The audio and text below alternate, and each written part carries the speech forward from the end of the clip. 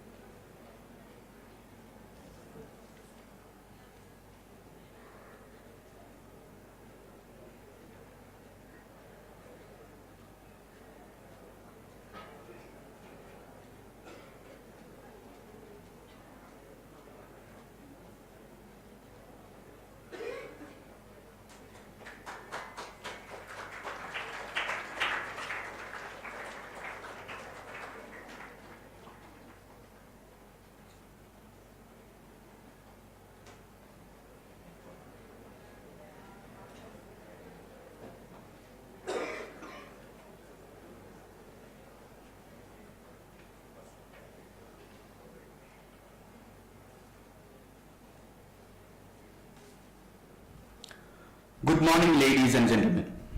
Most esteemed dignitaries on and off the dais, faculty members and dear students. Welcome to Amrit Kaal Vimarsh Viksit Bharat at 2047, a development dialogue in campuses of higher education institutions of our country. Today, we have convened at the Federal Institute of Science and Technology, Angamali, to engage in a discussion which is crucial for the future of our nation.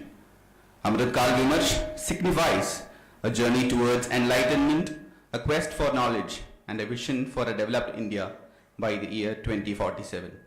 Today, to have a discussion on the role of academia in defense R&D ecosystem, we are proud to have amongst us Dr. Ajit Kumar K, Director, NPOIL. As we embark on this intellectual expedition, let us explore ideas, strategies, and insights that will shape the trajectory of our nation's growth and progress. Without further ado, let's commence our event with a prayer.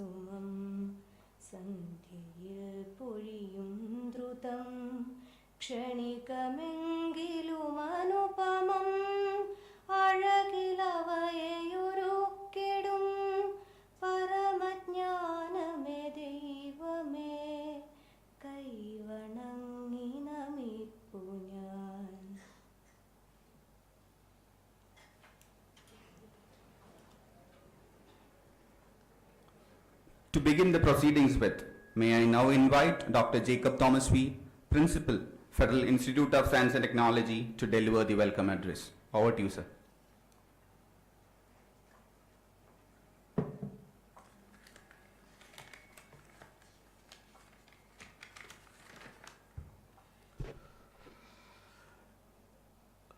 Honorable Chief Guest of the day, Dr. Ajit Kumar K, Director, National Physical Oceanographic Laboratory, Kochi; Dr. Sheila C, Director of R&D; Dr. Mini Pia, Vice Principal; Dr. Unnikata Ji, Dean, HOD, faculty members, and my dear students. A very good morning to all of you and a warm welcome to the Federal Institute of Science and Technology as we proudly host the esteemed event Amrit Kaal Vimarsh Viksit Bharat at 2047. In our pursuit of dream India to become a Viksit Bharat by 2047, this event holds a significant importance as it aligns the vision and commitment of All India Council of Technical Education towards the holistic development of technical education in our country.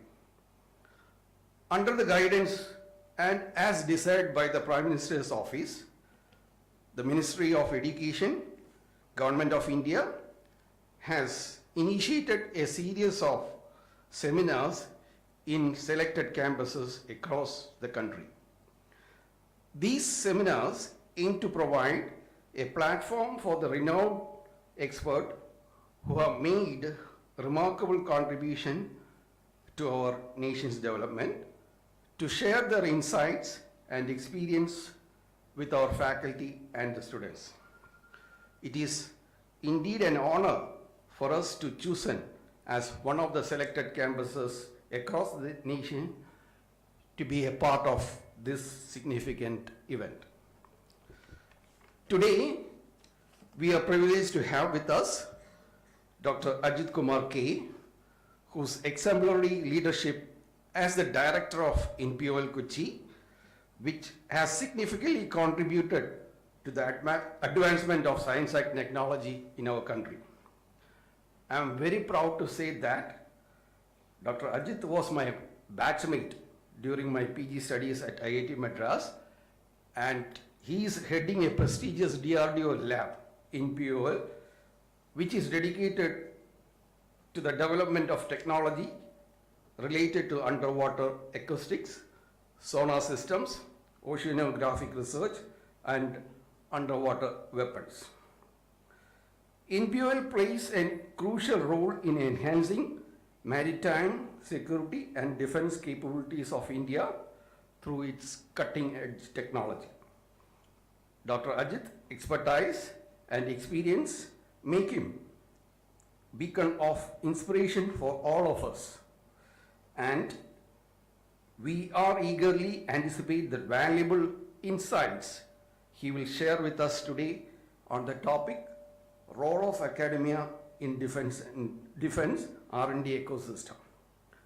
I extend my heartfelt gratitude to Ajit Kumar for graciously accepting our invitation to be the keynote speaker for this event. Your presence here today is a testament to your commitment to the knowledge dissemination and development of future generation. Please join with me in extending a warm welcome to Dr. Ajit.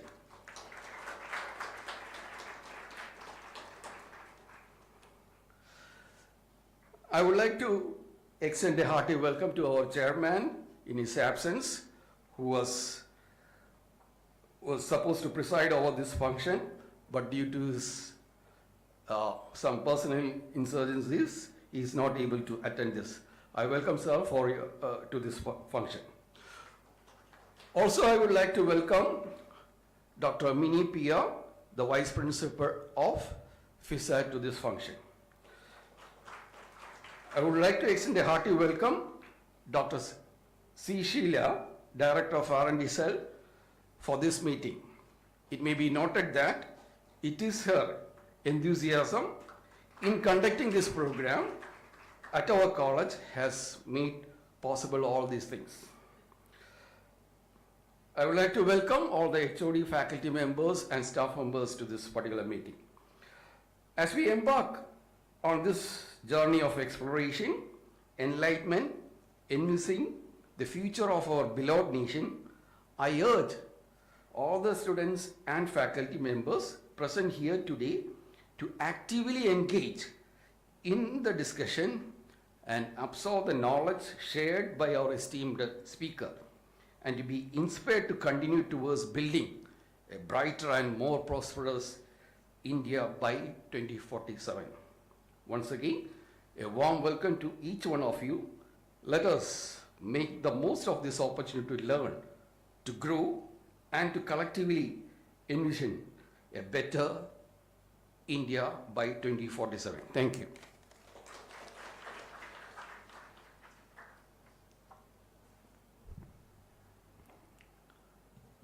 Thank you, sir, for the warm welcome. It's my privilege to extend a cordial welcome to you as well, sir, Dr. Jacob Thomas Wee, Principal FISAT, to this esteemed gathering. Welcome, sir.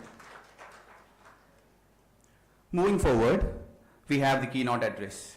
I now invite Dr. Rajesh Siyar, Research Coordinator, R&D Cell FISAT, to introduce our esteemed keynote speaker for the day, Dr. Ajit Kumar K. Dr. Ajit Kumar K is an outstanding scientist and is presently the Director of Naval Physical and Oceanographic Laboratory, commonly known as NPOL, at Kochi. NPOL is a premier systems lab of DRDO, which develops sonar systems for seagoing platforms of Indian Navy. He is a graduate in mechanical engineering from CET Trivandrum and an MTech from IIT Madras, and a doctorate in systems engineering from Anna University, Tamil Nadu. He also has an international executive diploma in project management, jointly awarded by the International Institute of Projects and Program Management India and George Washington University School of Business, USA. He joined DRDO in 1987 and was posted as a scientist at NPOL Kochi, which specializes in the development of underwater surveillance and communication systems for the Navy. Before taking over as director, he served in various capacities like project manager, project director, associate director, and director science and technology. He has more than 34 years of experience in design of sonar systems and subsystems for surface, subsurface, and airborne anti-submarine warfare applications. His expertise includes design of underwater engineering systems and systems engineering. He is also credited with the formulation and design of Integrated Maritime Surveillance Program, Vimarsh, for the Indian Navy, that comprises of multiple projects and systems for coastal, harbor, blue water operations and wide area surveillance of Indian Ocean region. He has his signature of several outstanding technology development programs in the defense sector, such as submarine sonar system named as Panchendriya, passive towed array sonar named as Vasuki, active cum passive towed array sonar named as Nagan, and the advanced torpedo system Vimarsh. He played a stellar role in developing these systems and was instrumental in getting them inducted to the Indian Navy. As the project director of Vimarsh during its induction in 2015, he received commendation and shield from the Honorable Raksha Mantri, and in 2018 he received the DRDO AICTE Award for Excellence in Self-Reliance. He has more than 25 publications to his credit, 1 patent and 2 monographs. He is a fellow of the Institute of Engineers India and member of professional bodies like American Society of Mechanical Engineers ASME, the Kerala Management Association, Institute of Smart Structures and Systems, and the Indian Society of Systems for Science and Engineering. With this brief introduction, once again we welcome Dr. Ajit Kumar to this program. We are eager to hear from you.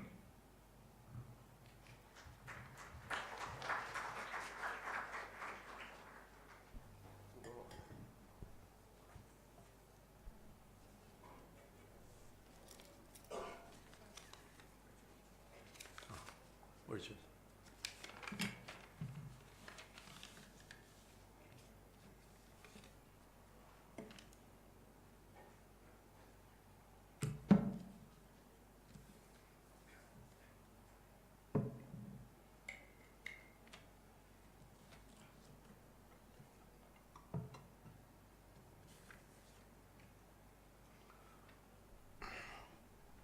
Dr. Jacob Thomas, the principal of Federal Institute of Science and Technology, Srimati and Dr. C. Sheila, the Director R&D, the Vice Principal Mini Ma'am, all the faculty members and students who are all present here, a very warm good morning to each one of you. I am extremely happy to be part of this Amrit Kaal Vimarsh, a dream for a Viksit India by the year 2047. We all recall the call by the Honorable Prime Minister of India in the year 2022 for a developed India which will make all of us proud when we complete 100 years of our independence. It's a very important call, a call made to each and every citizen of India, and today very specifically to the youth, to the students of all professional colleges, the students of India, whereby you have a great role in realizing this goal of Viksit Bharat by 2047. But that doesn't mean that it is not applicable for all other citizens. It is a call for the entire population of India where each one has got a role. But very specifically as students, as budding professionals, you have a very important role in realizing this dream. We would like to hear made in India, I am from India, this echoing in each and every part of the globe, and that is the major objective and goal of this very structured program under the government of India. As we all know, we had a very glorious past, and today also we can be proud that we are a country to reckon with. Our professionals, they are holding very high positions. We run the Fortune 500 companies all across the globe. And whatever our Indian community says, anywhere in the world, it really matters. It's all because of our, in fact, our glorious past, our culture, our upbringing, our education system, which has, in fact, that has steered and that has helped us, even if we call it by different names like brain drain and all, let it happen. But wherever an Indian is there, a qualified Indian is there with having a very superior skills, he is an asset to this country. As somebody said, in fact, our foreign minister explained that we don't have to worry about the brain drain. It's all about people working for this country, whether they are placed within India or abroad, doesn't matter. So, as I said, Amrit Kaal Vimarsh, when we say Vimarsh, it's about a discussion. It's about a thought process. We deliberate ourselves amongst all of us to see that how we can realize this actual dream. Towards that, what all things we need to do. Some of these aspects we already know. We hear by different names, by different programs, but really what exactly it is. So that is the point of discussion in this very short deliberation over here. Once again, many thanks to Dr. Jacob Thomas for giving me an opportunity. My affiliation, as has been told over here, is basically I'm a scientist. More than that, I'm an engineer, and I am part of the Defense Research and Development Organization. Some of you must be knowing that we have one and only lab in Kerala, which is the Naval Physical and Oceanographic Lab, which comes under the Naval Cluster of DRDO. We have a definite mandate and a role to work on anti-submarine warfare. Anti-submarine warfare means everything that is underwater. We have equivalent systems, surface as well as aerial.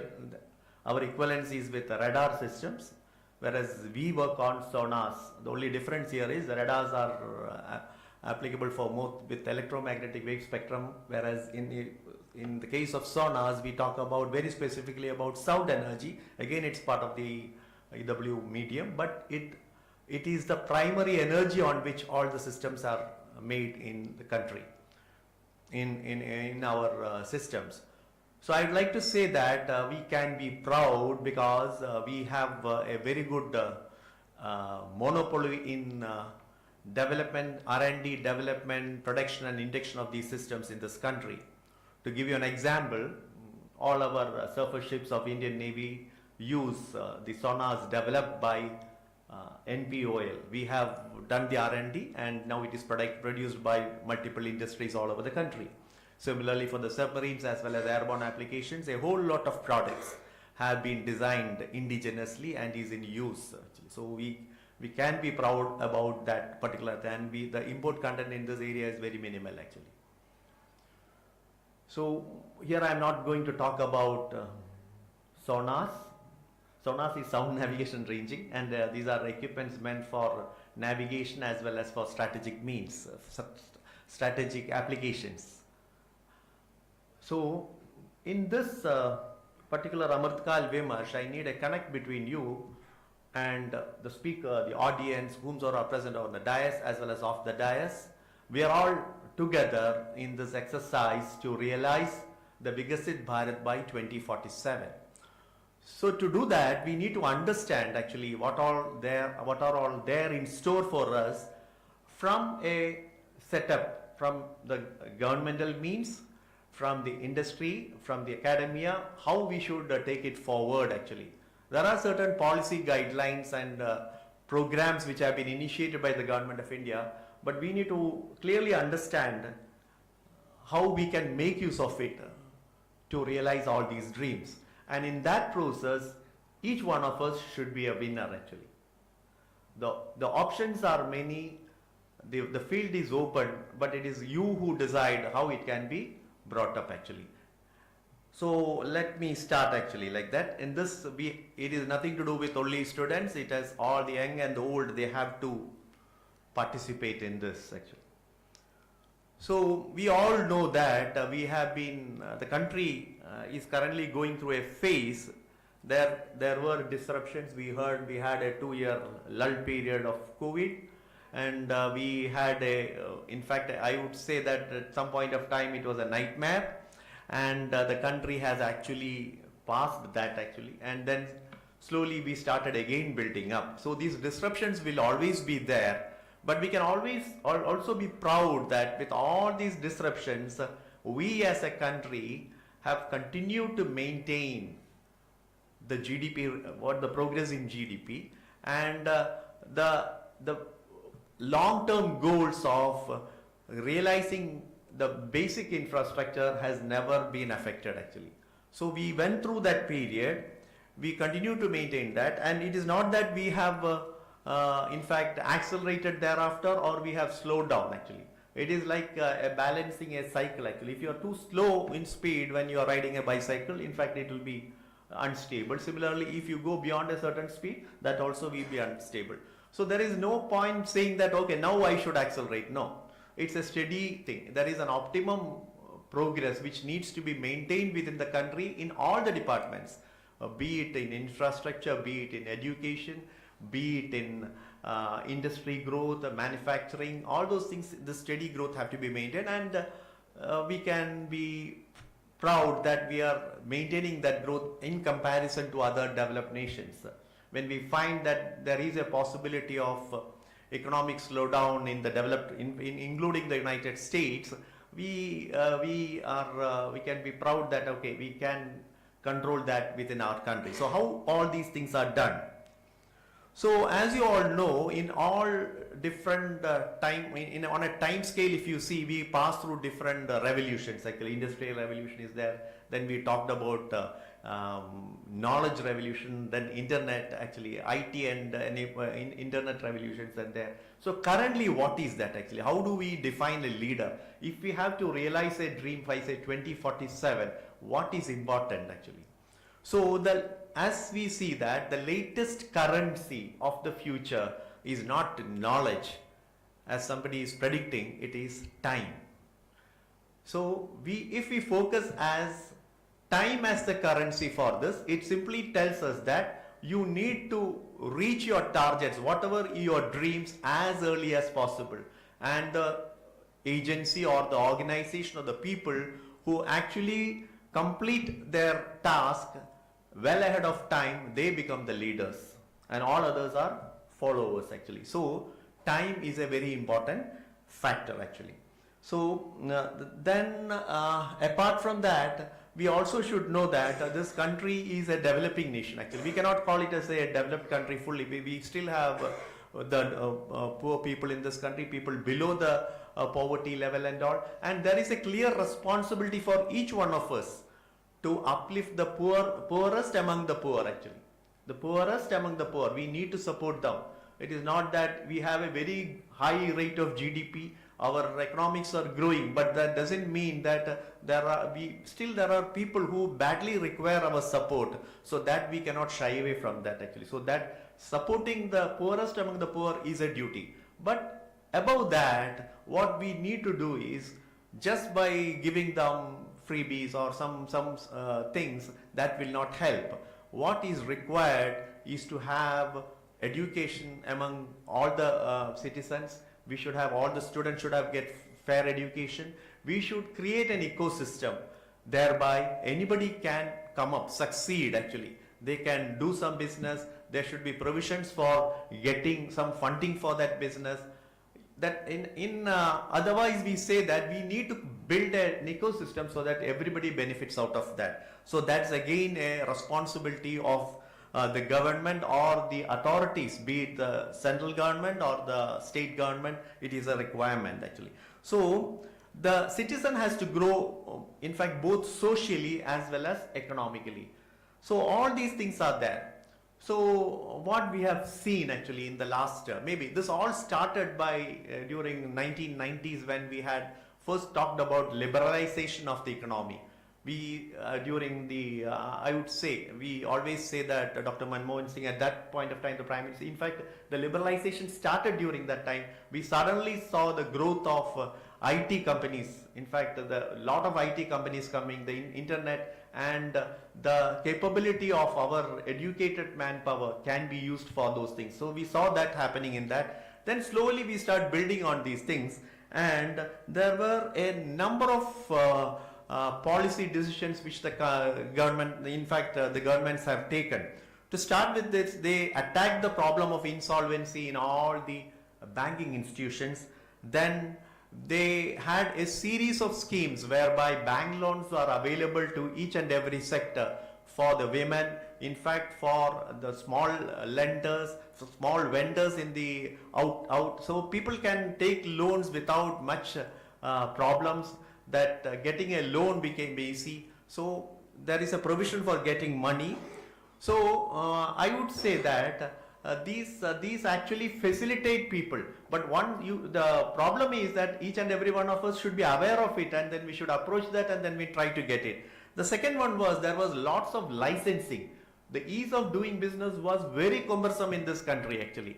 For each and everything you need to get so much, we call it as the licensing Raj actually. So entire licensing Raj has been removed now. So there are very frameworks or structures put in place to get these approvals quite easy, so that somebody can start an entrepreneur is able to carry out his work or task quite easily. And also there was a policy of the government, in fact, not to do business. Actually, government is not intended to do business. Government should create an ecosystem where the people grow on their own. Actually, the ecosystem is more important. So we saw the Air India getting, in fact, decentralized, nationalized. They have all removed that. Government no more runs airlines. Actually, they are all privatized. Actually, and it's a way it has been attacked. And they need not do any business. Actually, instead they set up the ecosystem. They have to look after the health. Major things are there: infrastructure, health, and all those things, education and all. But apart from that, government need not do business and make money. So that is yet another thought process which has come. Then a huge lot of focus was given on infrastructure. I can name a number of things, but what comes in the foremost is the Bharat Mala program, all along building huge highways all across the country, building industrial corridors. We also hear about the Kochi-Bangalore industrial corridor, whereby the required infrastructure in the form of roads and rail connectivity is built in.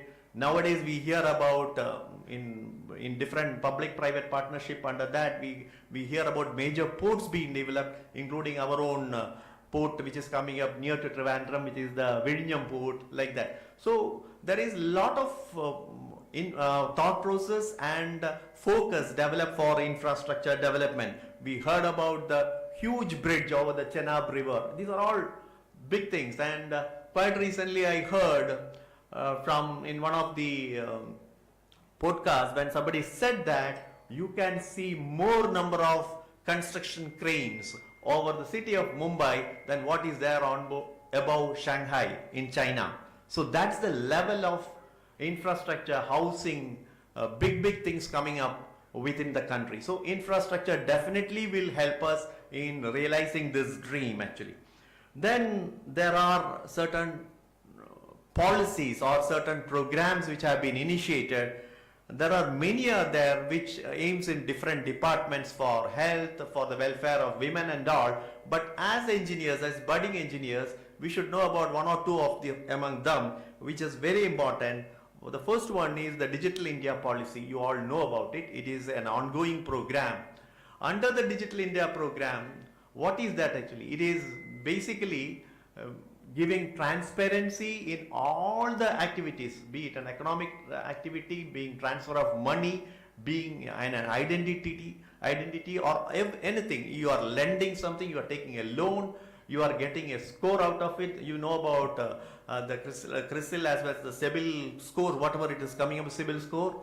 So likewise, it is bringing in transparency, and also you can find out what is going wrong, if at all. So there is a traceability in all the actions. So it all started with what we all known as the Aadhaar card actually. Each one of us have got an Aadhaar card, an identity card. Then subsequently we heard about the Aadhaar being linked with the PAN. PAN is, you know, when we are paying tax or not.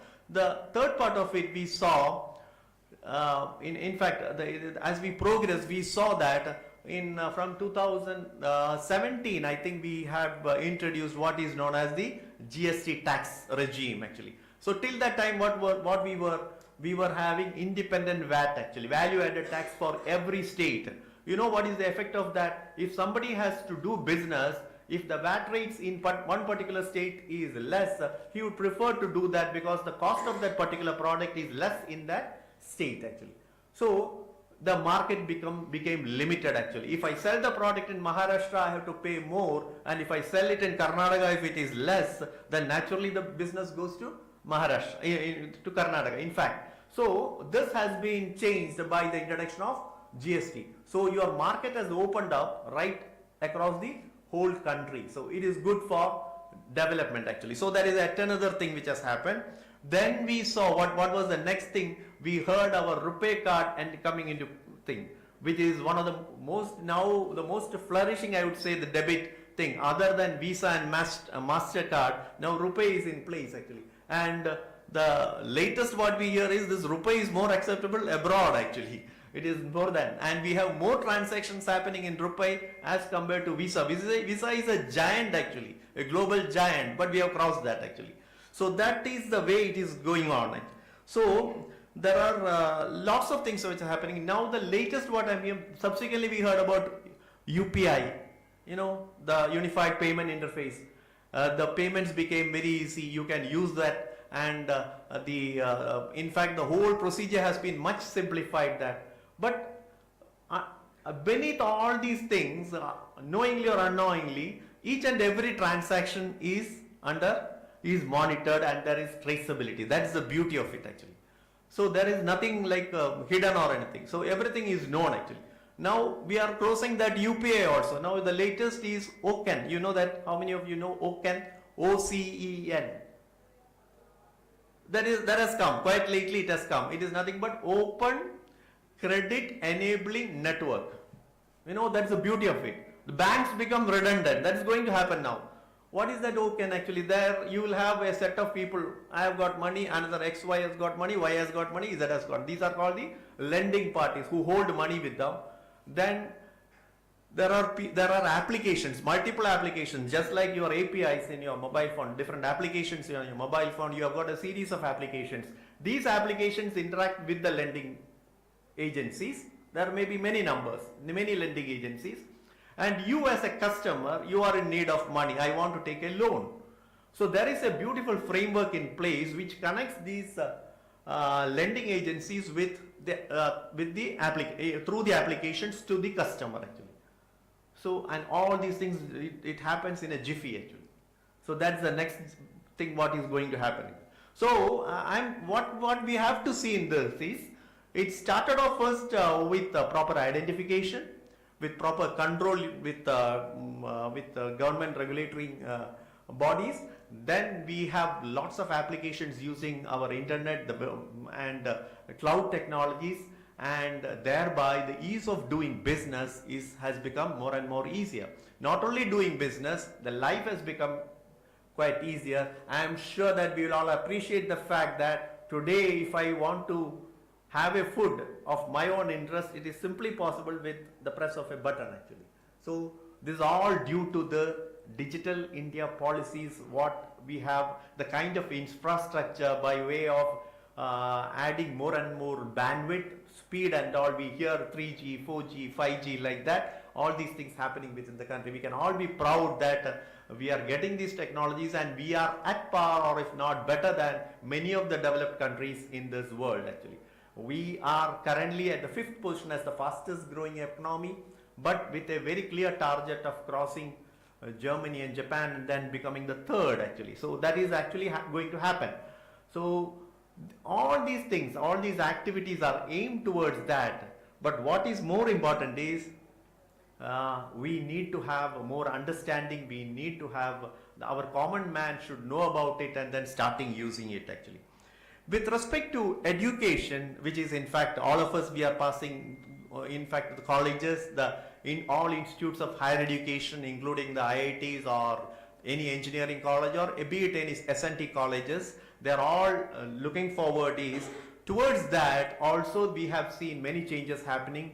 Today we have online courses. I am sure all of you are aware of the NPTEL program, under which we get the subjects being deliberated or subjects being taught to you by on the net, on the cloud. Anybody can access it and then work on that, study more on that. Then we have got the concept of incubation center. Just now I spoke to Dr. Jacob Thomas. He's mentioned that he was the earlier in his capacity, he was the principal of a college, and today we hear that the government of Kerala has opened the first incubation center at Kottarakara, an IHRD college. So these things are happening, and there are many incubation centers along with private engineering also already in the country. We have got research parks. You know, how many of you have heard about the research park which is adjacent to the Indian Institute of Technology, Chennai? You go there actually, about 200 companies are working in that research park, along with the academia, along with the professors, along with the students of the Indian Institute of Technology. I just mentioned that a project in a college outside is basically a job actually. It's not an internship. It's more than an internship. You are actually doing the project in a working company and you are paid for that actually. So that's the way the things, that is actually making you more employable. These kind of changes should happen in the education policies also. Then there is the startup mission and the Startup India policy. A lot of companies have come up that we hear about unicorns. You know what are unicorns? How many of you know about unicorns? What is the term unicorn?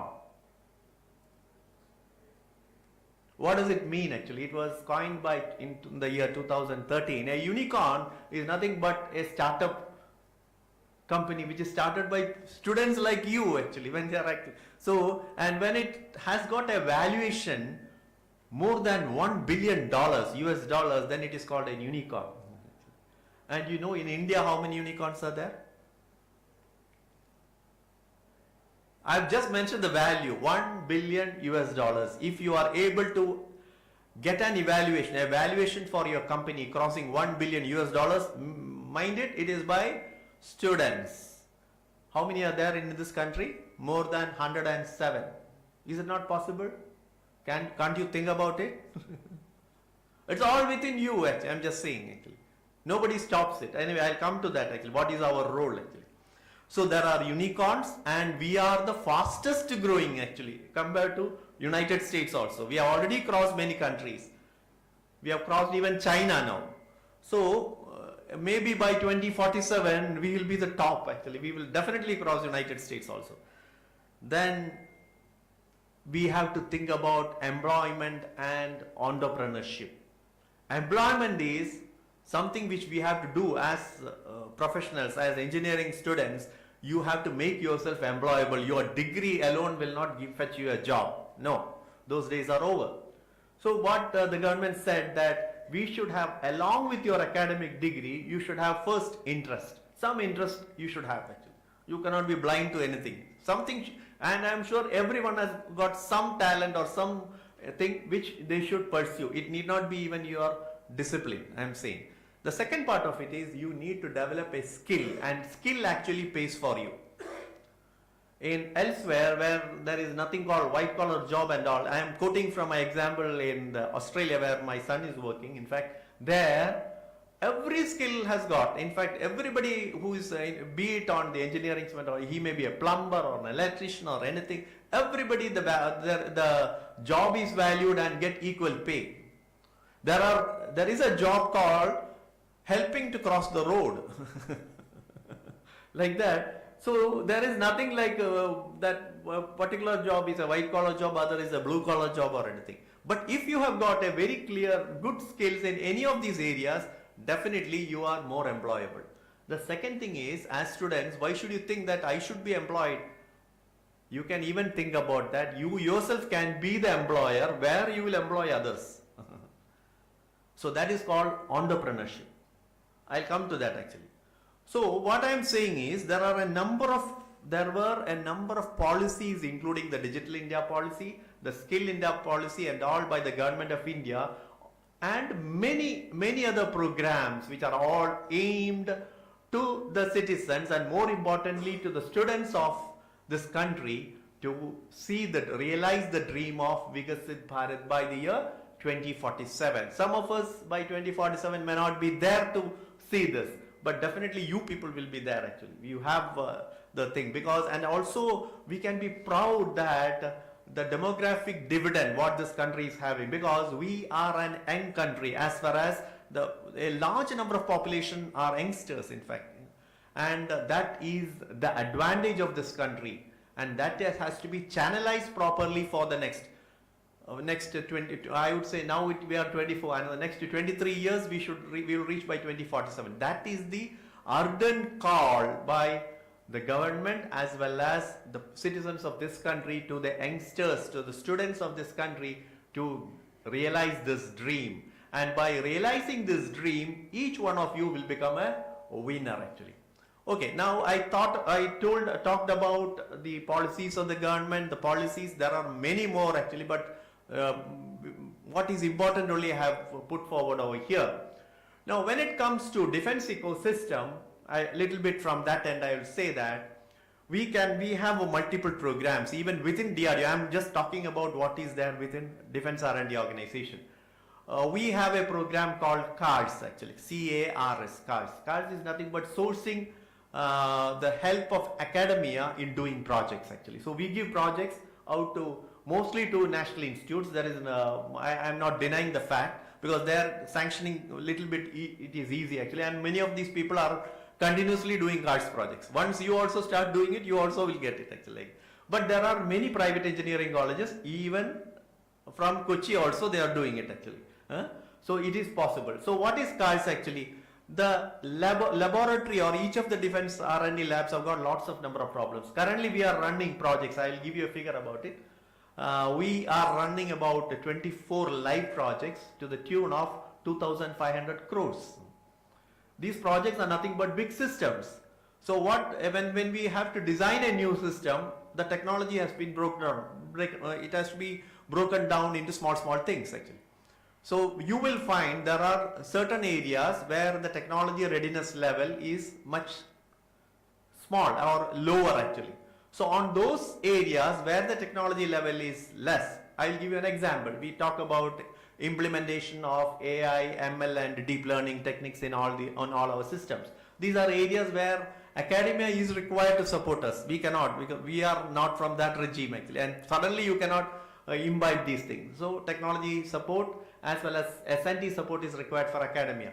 For all those things, definitely these CARS projects will help. So that is one area where you can associate with us.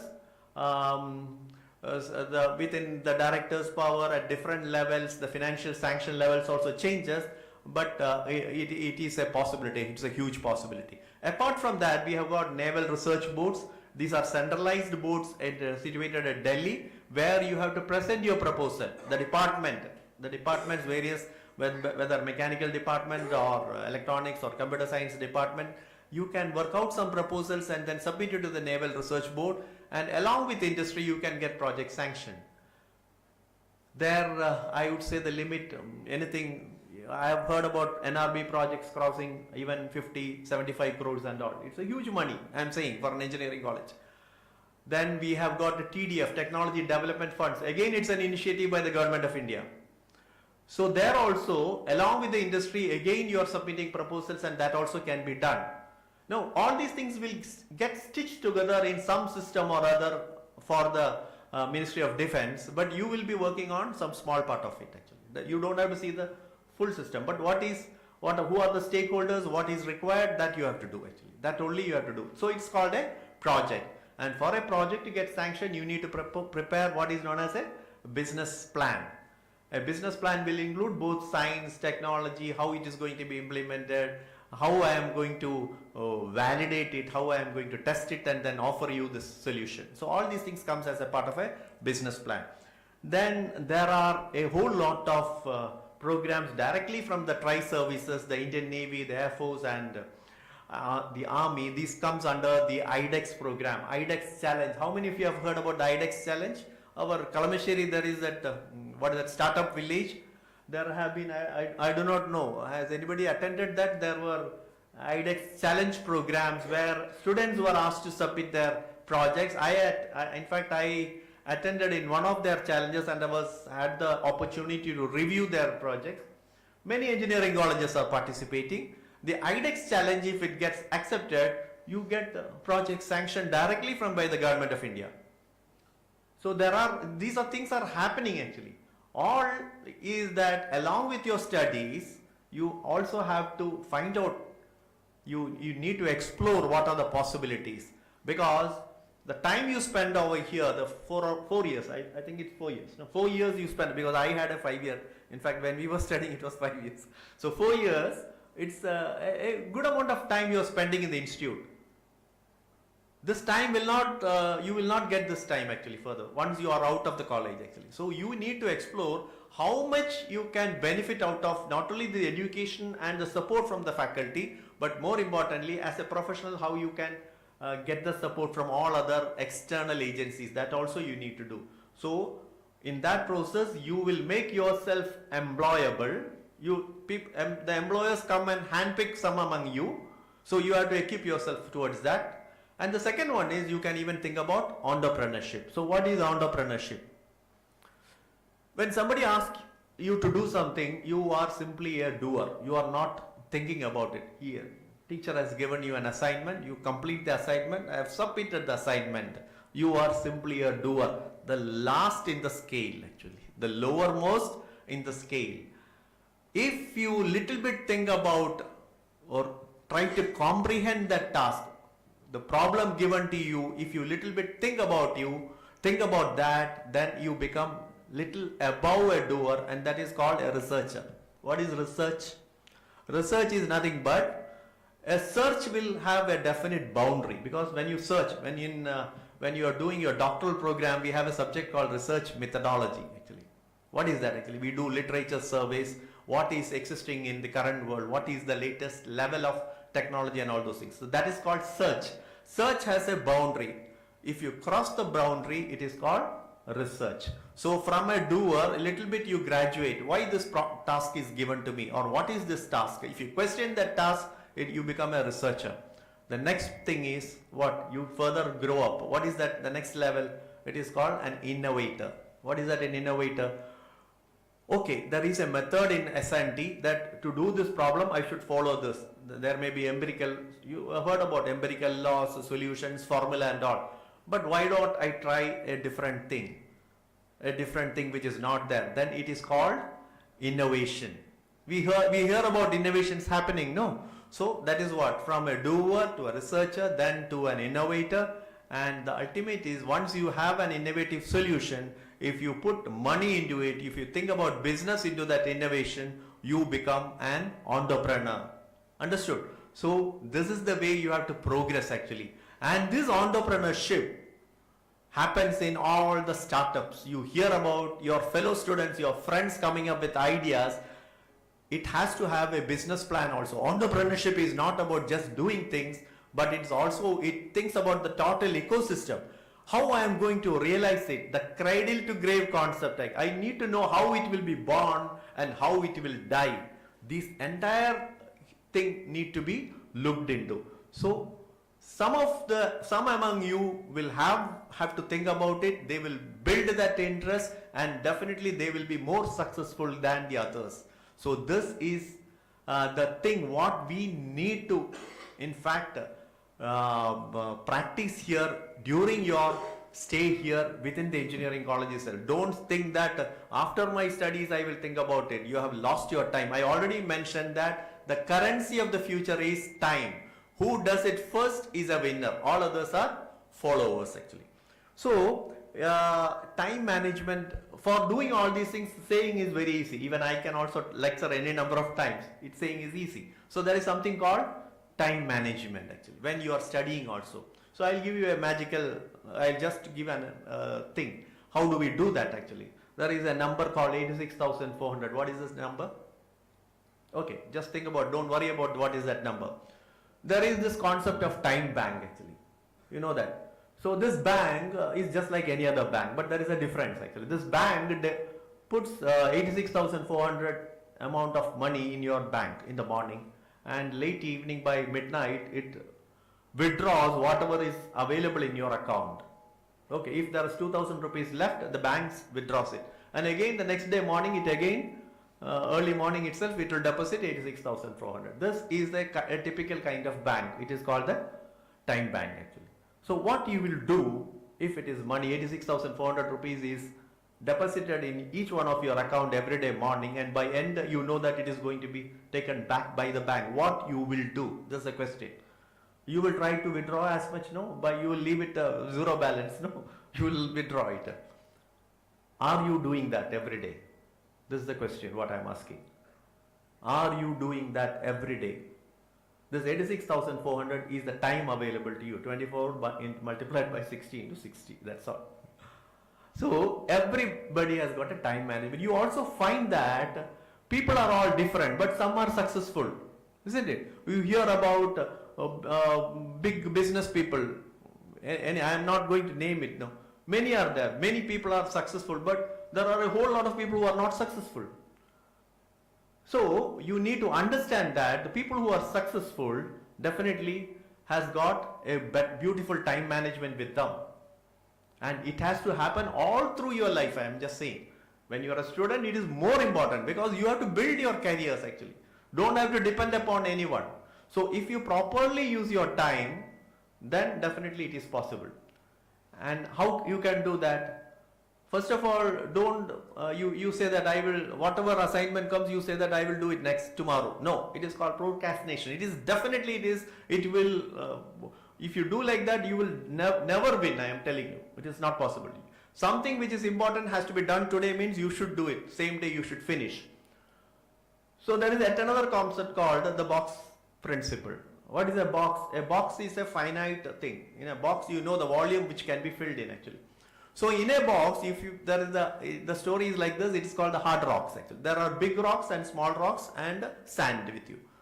So if you fill the box first with easy things, the easy things is nothing but the sand, then the box get filled with sand. The big rocks still remain outside.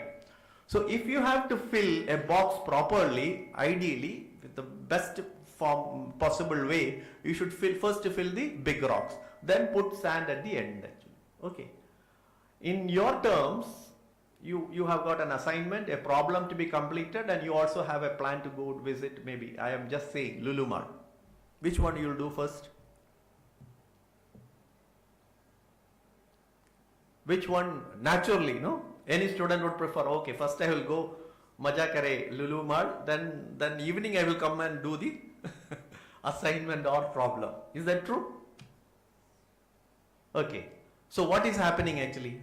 If you have completed your problem and then gone, probably you would have enjoyed more at that place. So the big rock says that you have left the big rock and you put sand into the box and left actually. So this is called time management and how do you prioritize your work?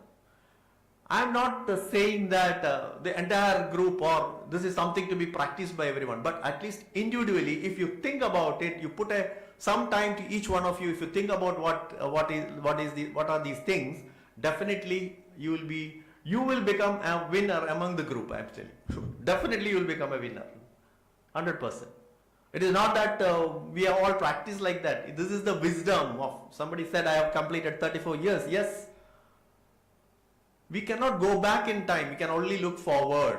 And this is the time what you should do actually. So that is very important. Time management and prioritizing your studies, your goals. You should have a larger goal right at the beginning itself. Then I also mentioned that you should develop entrepreneurship. First of all, you should be employable. The second part is nothing stops that you yourself can be the employer. Just a dream of a thing, then where you have your friends also joining your own company. It is possible. 100% it is possible. And any activity, whatever you are doing, there is something called a joy factor. If you Google it, you can see Kano model. Kano model. It is applicable for each and everything, your daily life also, Kano model. So what does it say? A Kano model simply says that you do anything, there should be a joy factor in it. This joy factor means what? Somebody asks you to, there is a contract with X and Y, some company and a customer, there is a contract. It's a contract, and contract is also a fixed price contract. So if you meet all the requirements of the contract, money will be paid. Okay, that's the first part of it. The second part of it is, you meet all the requirements, you take the money, but you have done something beyond what the contract says. You have done something extra. Okay, what is that? That extra is called a joy factor. That joy factor actually sells. That you do not know. The joy factor will sell actually. You have done a contract with something extra. That fellow will go and talk to 100 other people, and the next time you will get more number of contracts. So that is called a joy factor in doing each and every activity. When even in an assignment you can do actually. Teacher has asked you to do an assignment also, but you did something more, did a literature survey and then said, out of these things in Indian context, this is all what is available. Teacher never asked for it, or the professor never asked for it. You did something extra. So that's called the joy factor. So this, if you practice this, you will find when in an interview, you will come back out and say that I have answered all the questions, but you didn't get the job. Why? There is one person who has answered all the questions, but also showed something extra. What is that extra? He has done something more, or project or something. He has mentioned about something which is beyond what is looked forward from him. So practice that. So I would request each one of you to see this particular model and how do you build this capability. Have you heard about the term USP? What is that USP? Unique selling proposition. This joy factor is nothing but your key USP. Everyone has got a USP actually. Everyone should have an USP. So that is how you sell yourself. Be it in a company, or be it in a contract, or be it even with your engagement with your parents, with your bank, or whatever it is actually. So each one has got a USP. So that also you practice. And when I say practice, as students you can practice. Out in the field you cannot practice because there will be some other problem. When you are students you can practice. So this is the time when you should do all those things. Apart from all these things, you are very good and you will grow in depth, you will become specialist, you will take PG degrees, you take certifications, you become analyst. So that is the growth, what is happening in depth, in vertical. So that alone will not sell. If you grow in vertical, you become a specialist. You hear about the medical profession, you hear about lot number of specialists. Even in the if you come to oncology or any department, you will find many specialists, verticals. Each and every stage of your treatment is carried out by different specialists. They are vertical. They are good in that particular thing, but that will not help you as a professional. That is required, provided you decide that I will do only that. You have to grow in breadth also. So there is a huge deficiency of professionals who have got a breadth perspective. So what do you mean by breadth perspective? A breadth perspective has got a person who has got a holistic view about the entire thing actually. The market, the research, the sources, all the in fact the constituents of a problem. If somebody has got something, then that is called breadth perspective. It is not that you should build it now, but when you do something, think at least once. You hear about something, what is the input for that and what is the output, where my output is going. So that breadth perspective or the thinking is very important in making you as a successful professional. So apart from all these academia, science, knowledge, skills and all those things, there is yet another thing also very important in our lives. That is known as, that I will tell you with the help of a small story. I think with that I will conclude. Have you heard the name Subrata Bagchi? How many of you have heard? Great, okay. Subrata Bagchi is the CEO of a company called Mindtree in Bangalore. It still is there. He described himself as the CEO and also as the gardener. Okay, so he has written multiple books, many good publications he has got. One of the books which in fact has influenced me also, you can also read, it's available in the open market, you can buy through Amazon and all. It's called, the book is titled The Professional. So all of you are in fact budding professionals. So what is the meaning of a professional? In a different angle he explains. You call yourself a professional? Why are you afraid? You are professionals, there is no doubt about it. But there is a meaning of professional at a different level. So that's what I am going to tell you. Here is the story of Subrado Bagchi himself. In fact, he is the main. I would say that he describes the story with himself, with his own family. So his mother was not well. She is an old lady. She is not well, and she has been admitted to a hospital, a government hospital in Bengaluru. And as a truly loving son, Bagchi himself, Subrado, is actually caring his mother. And mother is not well, critically ill, and she is in coma, comatose. You know what is coma? Coma means what? Without any thing. She doesn't know what is happening actually. So you are in coma means you don't know what is happening around you, but you are alive actually. So she is in coma, and all efforts are being done to revive her actually. Subrado is in fact in the hospital along with his mother. So after a few days, he sees a pattern of activities happening in that hospital.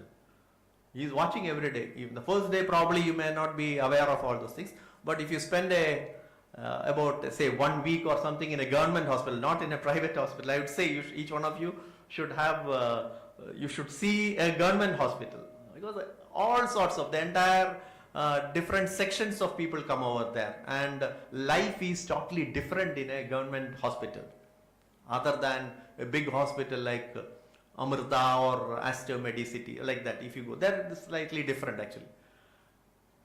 So in this hospital, he sees a pattern. So this his mother is treated by a very famous neurosurgeon, big fellow, very big.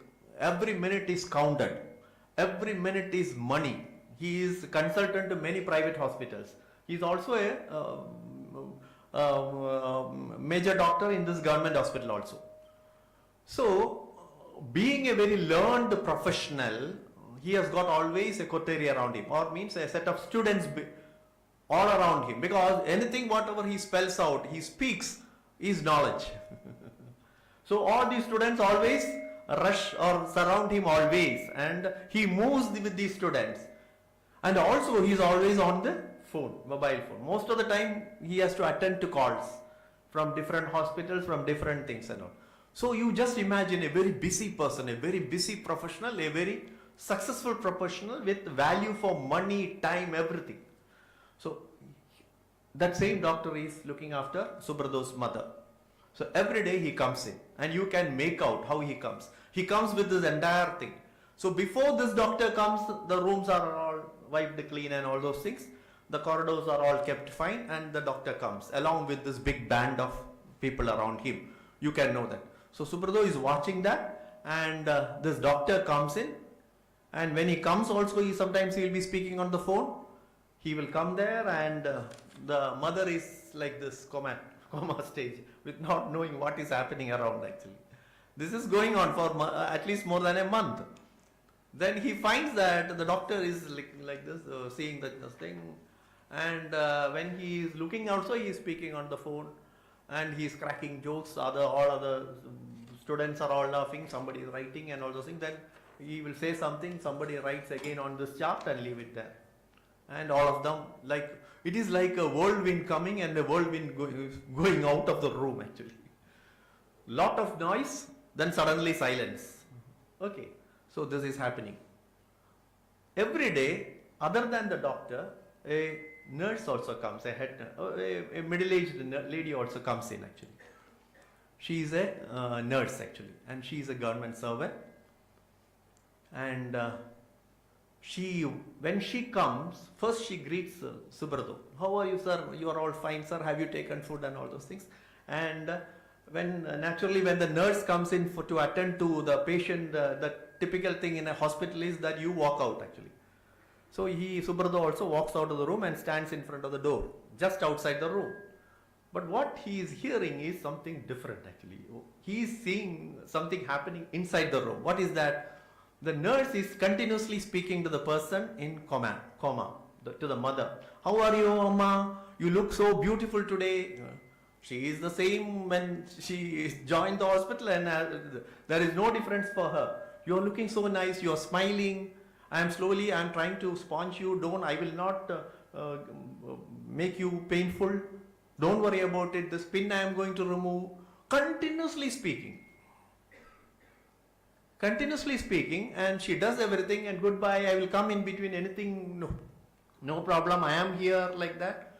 And once she comes out of the room, she just walks away. Okay, now let me ask this question. Who is the professional among these two? Any doubt actually? Huh? Who is the professional? The nurse. The nurse doesn't get anything by speaking more, nor nobody has asked her to speak. But the nurse has got a role in actually treating the patient. She is doing that. Whereas the so-called doctor, who is paid every minute by virtue of his stardom or whatever it is unable to perform. So let this not happen in each one of your heads. I am sure some of you will come up big, 100% it will happen, but let it never come actually. A professional is a blessing because you have a role to perform in the society. Leave apart the money what you are getting actually. That is also equally important. But you have a role to perform with all due respects and all consider this chance what is given by the society to you as the reward, as the greatest reward. And mind you, not all the entire students in this country are they going to be engineering professionals? No. So each one of us have got a role. We should never forget that. Means unconditional return back to your blessings, whatever you have got so far, to your parents, your society, the country, and the world at large. So when I say the world at large, when you are undertaking a professional, you should also worry about environmental sustenance, doing something which is harmful for the environment. That is also equally, because you have to leave this place, you have to leave this the Mother Earth in such a way that the future generations also should thrive. So it is a very, I would say, heavily weighted statement when you say you should do environmental sustainability. I'm saying that is one part of it. The other thing is a professional is a blessing, but it has to be taken with due respects. Not everybody will get it. And as I said, lots of avenues, lots of policies, lot of structures and things are put in place. But it is up to us, the onus is up to us to understand that and make use of what is available and come out successful. In that, you make the society proud, you make your parents proud, you make your families proud, but more importantly, you make the country proud. So that is in fact, the message of this Amrit Kaal Vimarsh as well as the Viksit Bharat. What is being put forward? Somebody has, in fact, the government has put across certain policies and programs, but think about all of things. It is up to you, in fact. Use that, and more importantly, the honors or the plan and planning should happen within each one of you. That is more important actually. Unless you decide, nothing is going to come. So that is, I think, my message. That is what I want to tell you during. As part of this, again, I feel strongly, in fact, I feel proud and privileged to be amongst you. It's such a wonderful institution, and I thank again the college authorities for giving me an opportunity. God bless each one of you. Have a wonderful career. Jai Hind.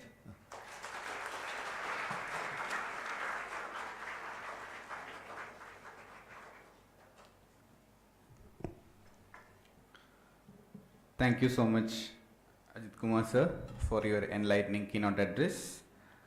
Now the floor is open for a brief question and answer session. I encourage the audience to engage in a conversation with Dr. Ajit Kumar.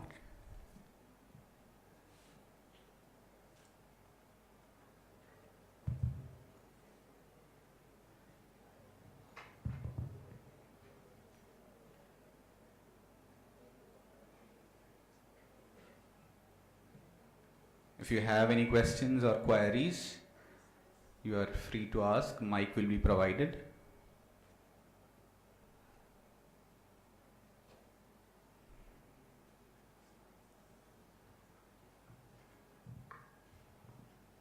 Hi sir, good morning.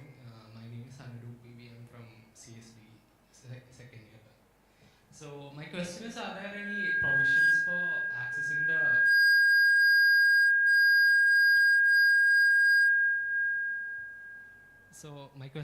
there any provisions for accessing the resources at elite institutions like IITs for us?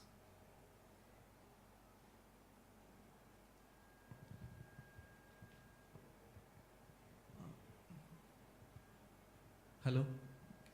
Audible, no? Okay. Okay, IIT is okay. I can, all I can say is there are multiple programs happening in all these institutes, national institutes. In fact, you will have, I'm sure there will be technical seminars, there will be, in fact, when we were studying also, there were lots of programs like this where the students from the different engineering colleges participate. That is one way of engaging. The second part is this IIT. In fact, if you know somebody there, or if you can always visit the departments. Actually, there is nobody will stop you, and I am sure 100%. But there are, within the boundaries or within the rules and regulations of the institute, you can visit. I would say that there are certain new R&D ventures which they have initiated. For example, when we were studying, we had what is that computing system? Huge computing system was there, no? At that time it was famous. I am not saying now. There were huge cluster computing systems. So we had the opportunity to go there and then in fact interact with the people who operate that like that. So there are possibilities, but don't restrict to again IITs alone. You go to other institutions. There are huge, in fact I cannot pinpoint something. There are institutions, R&D, as well as scientific organizations, including the Ministry of Space. Under that, many institutes are there, many organizations are there, even within DRDO and all. But there are procedures for doing that. It cannot be always kept fully open, but there is a possibility you can visit actually. Thank you, sir.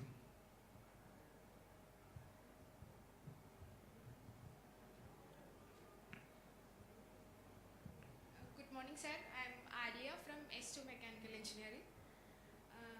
Sir, nowadays AI is something at its hype. So, what do you think, sir, about the effect of AI in defense sector?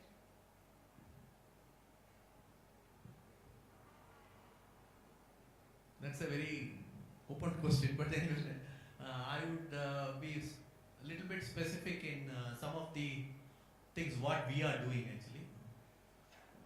In our entire ASW chain of activities, there are multiple things that it starts with detection or something, detecting something. Then we try to localize it. Localize it means you know. Localizing means you should know the coordinates actually. Then we look more deep into the data and try to find out certain, in fact, properties out of it, certain characteristics, whereby we'll be able to do the classification.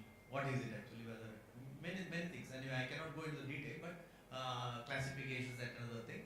So AI and ML and all those things, in fact, including deep learning, in the larger, AI comprises everything. If you ask me, AI comprises. In a broader sense, AI is much above ML and deep learning. Deep learning came of late. Machine learning is nothing but you are training something, you are training an instrument or something, and then based on data it predicts and then tells you what it is. Whereas deep learning is when a prediction is done, you keep telling that what you predicted is wrong, and then you feed in more knowledge to that. So the next time it doesn't make that same mistake. AI encompasses everything. So there are in every area, if you find that there is some repeatability or some knowledge which can be put into the system, definitely it can be used. So the first and the foremost is machine learning itself. So ML, we will start with ML, progress to deep learning, and then as an overall thing you can put AI into it. So everywhere it is possible, but it is like this, whether it will, in fact, whether it will outperform humans, it's something which we need to wait for that. It is growing very fast, there is no doubt about it. The original concept, even coding also, the basic program now nobody requires it. Manpower is not required. Code generation is possible using AI techniques. So the involvement of person or humans in this thing is slowly reducing. But there is another school of thought saying that it reduces our creativity also. What we are supposed to do, we should continue working on it. So there is a school of thought saying that, but I don't believe on this. Technology should, I see, we are all engineers actually. When somebody says that, okay, this is going to reduce creativity, stop working, no. We should decide how we should take I would say engineers create the world, isn't it? So we should carry it forward. We don't have to wait for it. We are good in that, and we should do it. We should continue to do it. Thank you. Good question.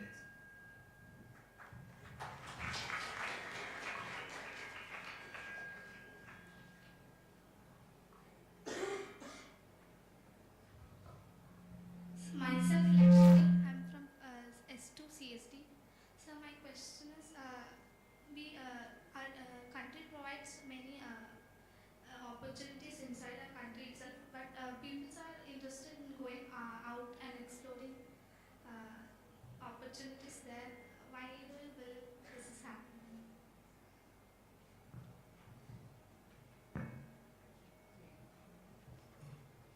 The major thing is like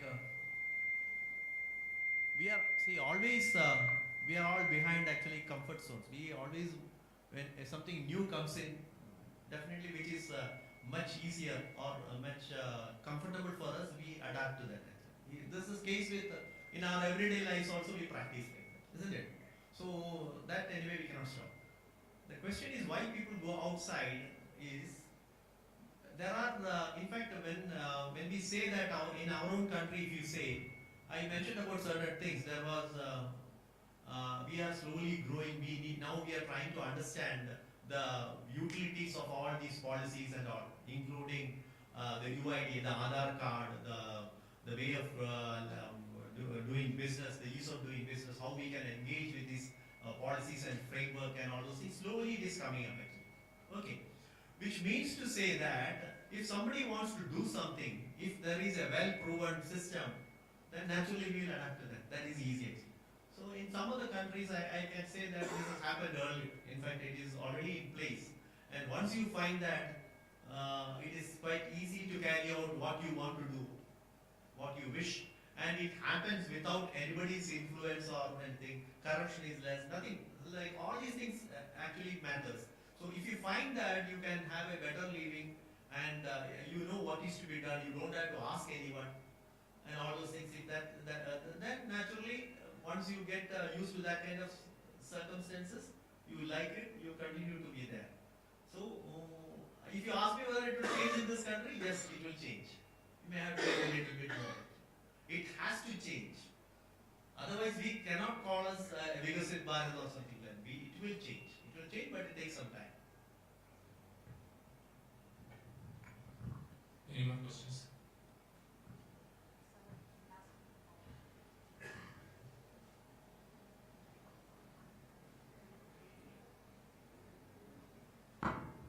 Sir, I am Dania, faculty from Electronics and Communication Engineering.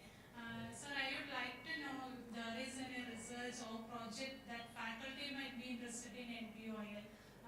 is there any collaboration opportunities in MBA?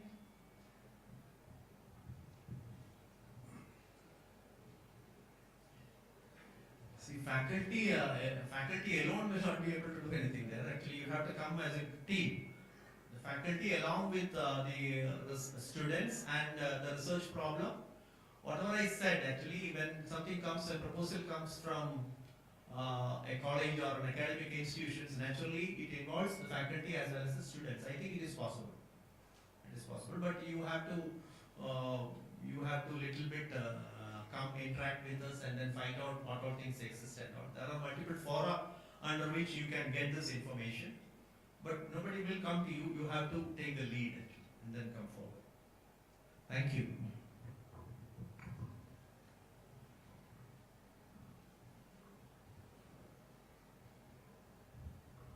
Sir, I'm having noticed as a mechanical engineering student, we look forward to get many good internships in our country, especially in government institutions. Could you share some methods or tips so that we could get internships in these institutions like DRDO, ISRO, etc.?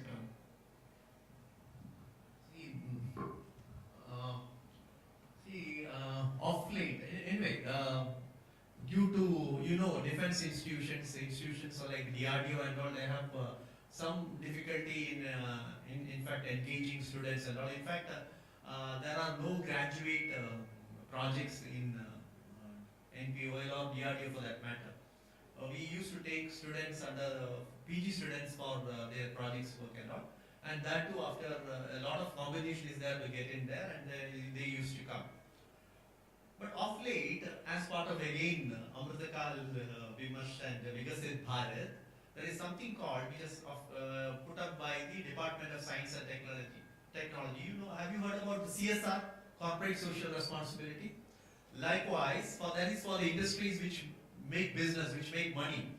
Likewise, all the scientific organizations, what the person said, all the scientific organizations are supposed to carry out scientific social responsibility, SSR, it is called. And very lately, it has been, the guidelines have come out from the Ministry of Science and Technology, where the entire people in the organization, I would say all my, including myself, we are supposed to undertake certain programs in all the academic institutes as well as the other organizations to benefit the entire community. Because money is put up. These are all public funded research organizations. We are fed from the government, actually. So we have a responsibility to sell it, give it back to the society. So this is called a scientific social responsibility, and you will find the students will get an opportunity. That's what we are working out the plans and procedures. There are only certain guidelines. And we ourselves have to come out and speak to you. So you can call this as SSR. I coming here and speaking to you. Likewise, you also will get a chance to come and interact with us, and I'm sure this will be taken up in a larger scale under a well-structured format. This is going to happen. In that process, I'm sure internships definitely can happen, but this needs to be worked out. It will be a little bit different as compared to other S&T organizations, because we have the secrecy issue also. We cannot open out everything and then tell, because it is strategic and we have bound by those rules. Otherwise, yes, we all look forward for that. In fact, S&T doesn't develop on its own. S&T develop with the help of academia, industry, students, each one of you. So it is the way it should happen actually. So it will happen. That's what we all think. That's a good question actually.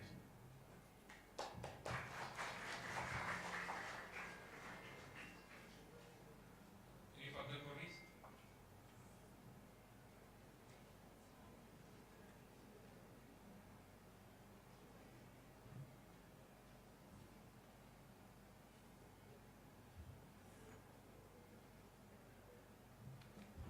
Sir, may I ask a question? Sir, I'm not sure whether to ask this because the question can be a bit controversial. Because when I stand here and see discussions happening about Viksit Bharat at 2047, I'm being reminiscent of being a student like them some 15 years ago and was dreaming about a developed India by 2020.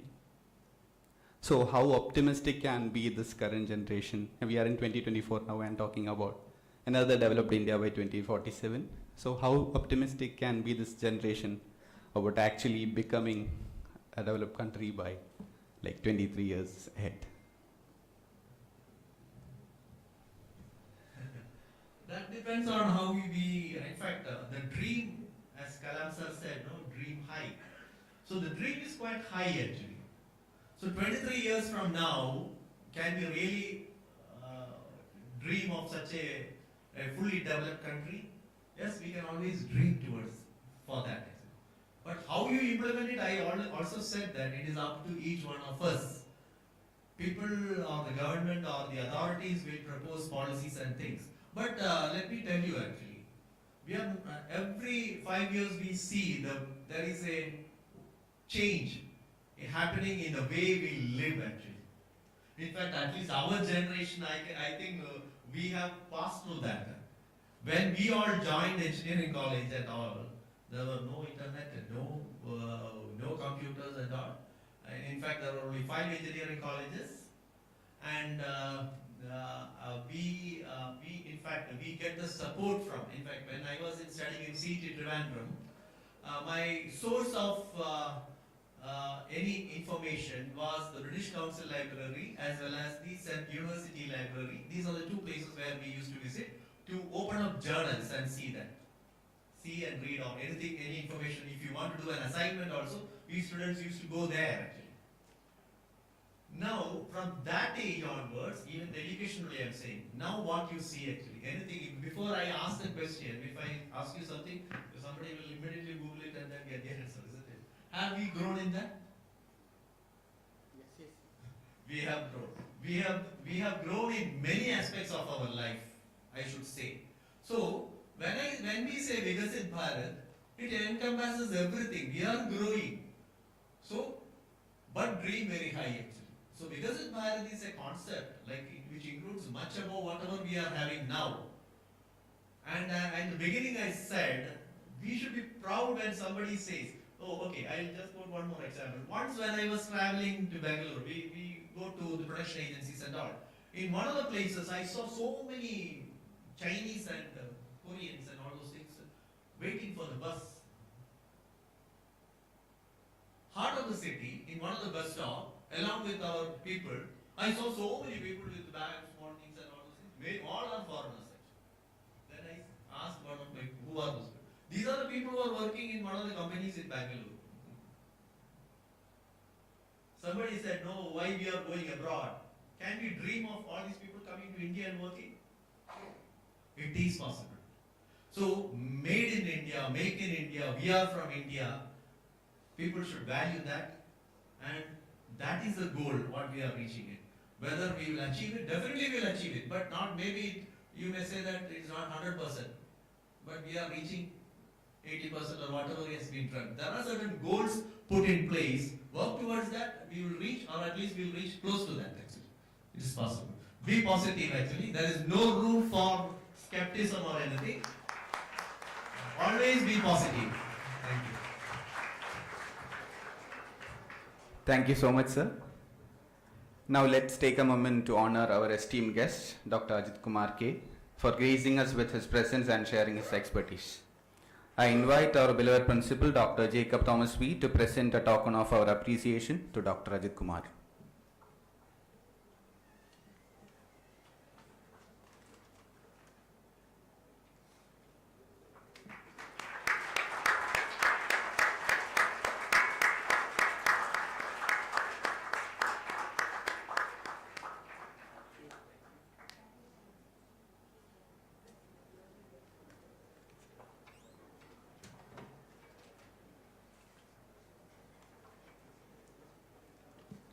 As we approach the conclusion of this enriching event, let's express our gratitude. I now request Dr. C. Sheila, Director, Research and Development, FISAT, and Coordinator of this event to deliver the vote of thanks. Respected Chief Guest of the day, Dr. Ajit Kumar K, Director, NPOL, our respected Principal, Dr. Jacob Thomas, our Vice Principal, Dr. Meeni, Dean Dr. Unnikartha, heads of departments, my dear colleagues and my dear students. I feel honored and privileged to propose vote of thanks on this special occasion. I, on behalf of Federal Institute of Science and Technology, express my sincere gratitude to our chief guest, Dr. Ajit Kumar K, Director NPOL, for his gracious presence and informative talk. Thank you so much, sir. We know that, sir, in spite of your busy schedule, you have taken time to come here and address us. Thank you so much, sir. I would like to thank our respected chairman, Mr. Shrimit PR, for his valuable guidance and support for all our activities. Due to health reasons, he couldn't come here. Thank you, sir. I am very much thankful to our beloved principal, Dr. Jacob Thomas, for his constant help and guidance that radiated a source of energy within us. Thank you so much, sir. I express my sincere thanks to Miss Dr. Mini Pia, Vice Principal, for her help at various stages. Thank you, Madam. I would like to express my sincere gratitude to Dean Dr. Unnikartha, Director FBS Joshua, sir, heads of departments for all their support. Thank you all. I also express my special thanks to Administrative Officer Vinos Nair, Dr. Rajit CR, IPR Coordinator, Mr. Jidesh, for all technical support, Public Relations Officer Mr. Shindo, Mr. Vishnu and Multimedia team for all your support and cooperation. I express my sincere gratitude to Mr. Nizam, Ms. Adulya for prayer and for all your support. I express our sincere gratitude to the Prime Minister's Office, Ministry of Education, All India Council for Technical Education for giving us an opportunity to conduct this great event. I also thank all my colleagues and my dear loving students for all your support and your presence. Thank you all. Dear all, look at the times ahead. The Amrit Kaal is a vision well balanced and planned which lays the roadmap for India's bright future by nurturing new possibilities, realizing new resolutions and moving ahead with confidence. Efforts and participation from all sections of society all make India a shining star of the world economy in times to come.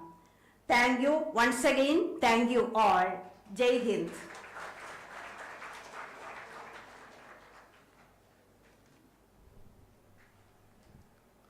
Thank you, ma'am. And now to conclude the event with, I request you all to rise for the national anthem.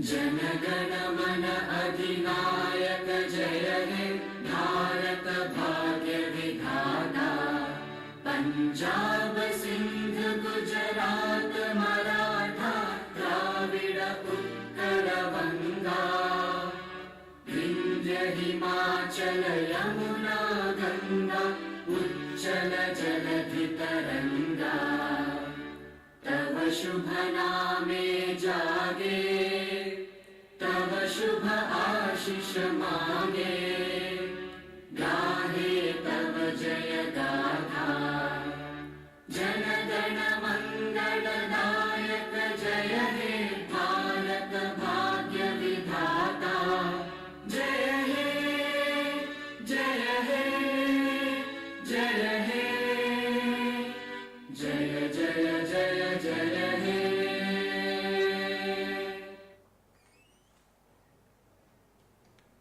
Thank you everyone for your active participation and making this event a resounding success. Jai Hind. I request all the participants, the students, to submit your feedback by scanning QR which is presented in front of the seminar hall on the notice board.